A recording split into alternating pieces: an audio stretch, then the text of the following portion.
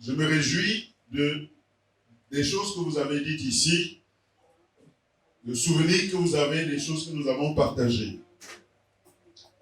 Je voudrais continuer aujourd'hui et dimanche prochain à nous encourager et à nous soutenir dans la poursuite et le maintien de la vie abondante en Jésus-Christ. Notre frère a bien dit, lors de l'introduction, j'ai eu l'occasion de vous montrer dans l'Écriture que Jésus-Christ, notre Seigneur et notre Sauveur, a pour nous un projet de vie abondante. Les uns et les autres, vous l'avez lu, ce n'est pas une invention de ma part. Il est venu afin que tu aies la vie et la vie en abondance. Nous avons vu ce jour-là, dans la vie de Joseph, qui est la figure que l'homme de Dieu a mis en avant pour nous enseigner. Nous avons vu dans sa vie comment il a été une source de vie abondante pour l'Égypte. Il a été en Égypte, il a été dans un pays étranger, dans un pays en dehors du milieu où la bénédiction du Seigneur est présente en permanence, comme dans le monde des affaires, comme dans les milieux professionnels. Il a été dans son lieu de service une source de vie abondante. Nous avons vu comment il a carrément inventé, après avoir reçu du Seigneur, qu'il est important pour un peuple, pour une nation, pour une église, pour une communauté, pour une entreprise, pour un individu, de savoir mettre de côté une portion de son abondance. Nous avons vu comment Dieu est toujours bon. Il donne l'occasion à chacun d'expérimenter l'abondance. Mais souvent, lorsque l'abondance nous vient de la part de Dieu, nous n'avions pas cette sagesse de mettre 20% de côté. Ça fait que lorsque la période des vaches maigres arrive, nous sommes démunis, nous sommes malheureux, nous sommes comme des brebis qui n'ont point de berger. Alors que si nous avons mis 20% de côté, lorsque les temps s'avèrent difficiles, nous avons toujours du grain, nous avons toujours les moyens. Et nous avons vu que c'est sur la base de ces 20% que nous préparons l'avenir et que nous pouvons faire des investissements. Est-ce que vous êtes avec nous? Si vous voulez avancer et être un instrument de bénédiction dans ce monde, apprenez, bien-aimés, à mettre de côté une portion notable de votre abondance. Mais aujourd'hui, j'ai à cœur de vous montrer un aspect de la vie de Joseph qui est la clé, une autre clé maintenant, de son autorité financière dans l'Église, dans le peuple de Dieu. L'autorité, c'est le droit de faire. Le pouvoir, c'est être capable, c'est la compétence.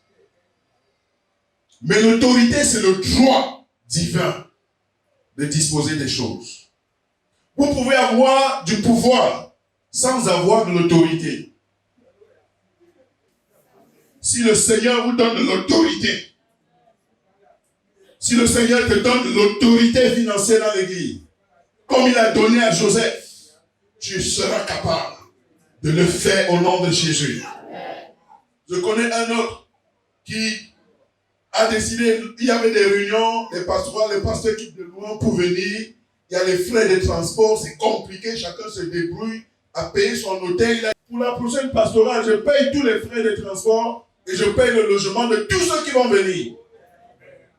Et il a fait, seul, sans aide, sans lancer de communiqué. Nous parlons d'une autre dimension. Dis à ça, une autre dimension.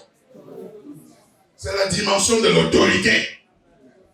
L'autorité, bien aimé, est plus forte que la puissance. C'est ceux qui ont l'autorité qui gèrent ceux qui ont la puissance. Si tu as de la puissance sans avoir l'autorité, ta puissance ne veut rien. Oh, je prie que le Seigneur t'établisse ici. Au nom de Jésus. Je prie que le Seigneur t'établisse ici, dans cette église, au nom de Jésus. Que seul tu puisses changer la face des choses au nom de Jésus. Cette autorité, nous voyons cela dans la vie de Joseph. Si regardez ce qu'il dit au verset 21. Soyez donc sans crainte. Je vous entretiendrai, vous et vos enfants. Vous et vos enfants. Quel est le secret de Joseph? Celui dont on parle aujourd'hui. Je vais vous dire une chose.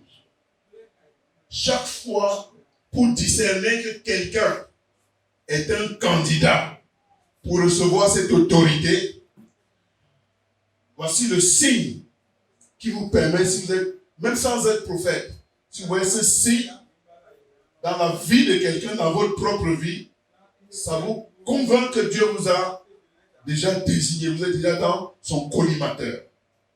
C'est ceux qui ont été rejetés par leurs frères. Si tu as déjà été malmené, maltraité, abandonné, vendu, insulté, réduit en esclavage, si tu as déjà souffert, ramené à zéro, en tant qu'enfant de Dieu, par ceux-mêmes qui sont tes frères, c'est le signe clair et net que Dieu t'a mis à part pour avoir l'autorité financière pour eux. Ce monsieur, si vous voyez Joseph, ce que ses frères lui ont fait. Et c'est lui aujourd'hui qui dit, n'ayez pas peur. Je vais m'occuper de vous. Je vais prendre soin de vous et de vos enfants. L'église, ce n'est pas un lieu de perfection. C'est un lieu de perfectionnement. Ce n'est pas un lieu où on va trouver des gens qui sont déjà achevés, qui ont déjà atteint. Non, non, si on avait fait, on serait au ciel. C'est un lieu où on vient trouver des gens en différents niveaux de croissance spirituelle. Ce n'est pas un lieu où on vient trouver des parfaits. Ce n'est pas un lieu où on vient trouver toutes les choses sont déjà tellement spirituelles. Tous les frères sont déjà spirituels. Tout le monde est déjà en haut. Non, non, non, non, non. C'est un lieu où on est en train d'apprendre à marcher, d'apprendre à s'aimer. Même le foyer, c'est ça. Au bout de 21 ans de mariage, on est encore certains parades là. Bien. Et on doit être patient, arrangé. Faire la mise à jour. Au fur et à mesure que tu découvres Jésus, tu arranges ta vie avec les gens. Au fur et à mesure que tu découvres certaines grâces en Dieu, tu te rends compte que certains parades ne fallait pas. C'est l'ignorance. Mais au fur et à mesure que le Seigneur nous ouvre les yeux, nous avons moins de paroles avec les gens. Premier signe donc, le rejet, la souffrance. Deuxième chose, bien aimé, quand vous souffrez, vous avez besoin d'avoir une spiritualité qui comprend que c'est Dieu qui gère tout. C'est-à-dire que le Seigneur est souverain. Vous devez être capable de comprendre que Dieu peut permettre que je souffre en cette situation. Suis-je Dieu? Souvent, lorsqu'on souffre, on se comporte comme si on est Dieu. Mais je ne suis pas Dieu. Dieu peut ordonner, mais pas autrement. La main de Dieu est sur moi. C'est le Seigneur qui a permis que j'arrive ici. Et il me dit, vous aviez planifié le mal, mais Dieu, dans cette même action, avait planifié le bien. Vous vouliez me tuer, mais à travers ce rejet, Dieu est en train de me préparer. Vous vouliez me faire du mal, mais à travers ce mal, Dieu était en train de me purifier. Il était en train de me délivrer des choses. Il était en train de me délivrer de l'orgueil. Il était en train de me délivrer du mal de cœur. Il est en train de me délivrer de ma petite manière de voir la vie.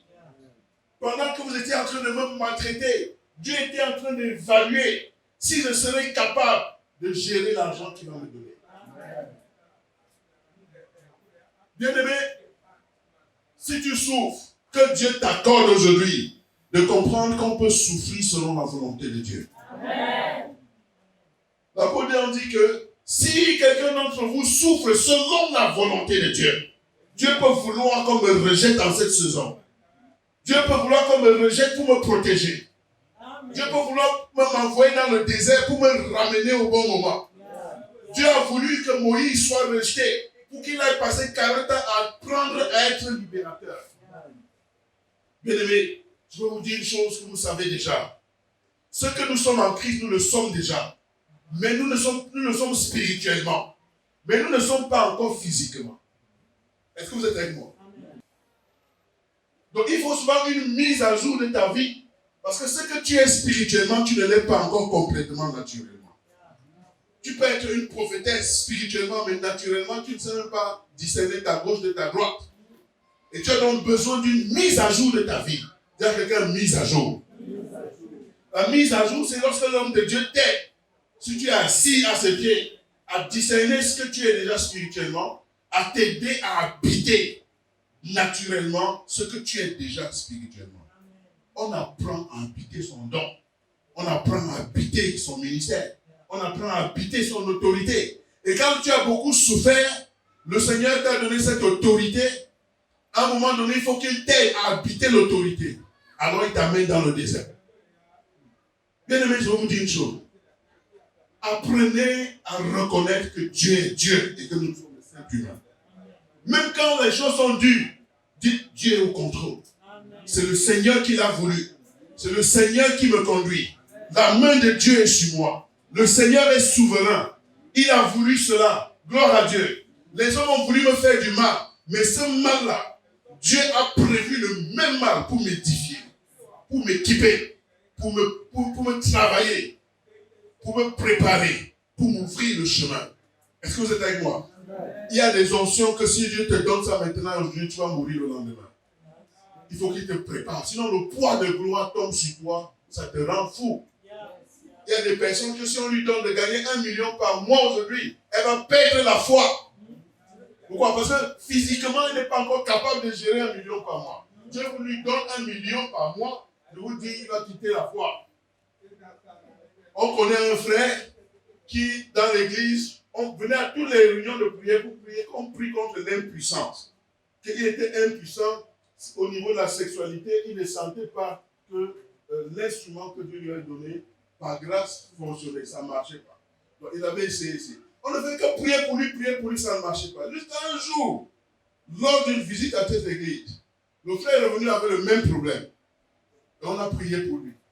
Quand on a prié pour lui, on lui a demandé, est-ce que quelque chose a changé? Il dit, j'ai l'impression. Mais on lui dit, bon, reste comme ça. Et donc lui, c'est l'impression que l'instrument marche. Il est rentré, il a décidé d'essayer, de tester pour voir si ça marche vraiment. Or, l'homme là n'est pas marié. Il a donc testé sur une, ça a marché. Est-ce que ça va marcher sur une deuxième? Il a encore testé sur une deuxième, ça va marcher. Et si la troisième là, est-ce que ça va encore marcher? Il a encore testé sur une troisième. Il a testé, il a quitté l'église. Il était dans les bars, il a testé. Les gens disent, ah, donc c'est ça. Seigneur, au nom de Jésus, l'affaire là n'a qu'à mourir encore. Que Lazare meurt. On a dit que Lazare meurt. Cette fois-ci, pas de résurrection. Là, je lui donne un testé quelque part, ça ne va pas donner. Il est donc revenu à l'église. Je vous dis, il y a certains dons que Dieu ne va pas te donner au nom de Jésus. Parce que tu n'as pas la capacité, tu n'as pas les épaules. Tu n'as pas encore été préparé, enduré pour le faire au nom de Jésus. Est-ce que vous êtes comme moi? Ce monsieur, Dieu l'a amené au niveau où il a renoncé à la vengeance. Il y a quelqu'un, il faut renoncer à la vengeance. Il faut guérir de la colère. Parce que quand les gens t'ont piétiné, qu'est-ce qu'il est? La colère monte. Dieu fait ça exprès. La colère n'a qu'à monter en toi jusqu'au sommet, comme un volcan. Tant que tu n'as pas appris à renoncer à ce volcan, à guérir de cette douleur. Et comment on guérit? On guérit en sachant que suis Dieu. Je ne suis qu'un simple être humain. Est-ce que je mérite même ça? Je suis un pécheur. J'étais abandonné. J'allais en enfer. Le Seigneur m'a pris dans la brousse, dans la poussière. J'étais zéro. J'étais même déjà mort. Et le Seigneur m'a pris là-bas pour m'amener ici pour parler. Bien-aimé, si tu apprends à guérir ta colère issue de ce qu'on t'a fait, c'est pas qu'on n'a pas fait, hein. On a bien fait. Les gens même qui t'ont jeté, rejeté, abandonné, frappé, détruit, si tu n'apprends pas à guérir la colère que tu as contre eux, tu n'as pas d'autorité. Quand les mêmes personnes qui ont marché sur toi, tu arrives à leur dire, Moi, je suis le pire que vous. Ce que j'ai dit contre Dieu, moi aussi, là, je ne mérite même pas de guérir. C'est ça qui permet de guérir. Qu'est-ce qui permet de guérir la colère? C'est de reconnaître que nous menons le péché. De reconnaître qu'on a fait du mal aussi aux autres. De reconnaître qu'on a péché contre le Seigneur, qu'on mérite l'enfer d'abord. Quand tu as cette conviction que tu as fait des gaffes graves, impardonnables, tu as blasphémé, je vous supplie, bien-aimés, plaçons notre confiance en Dieu, entrons dans cette vie abondante par le haut.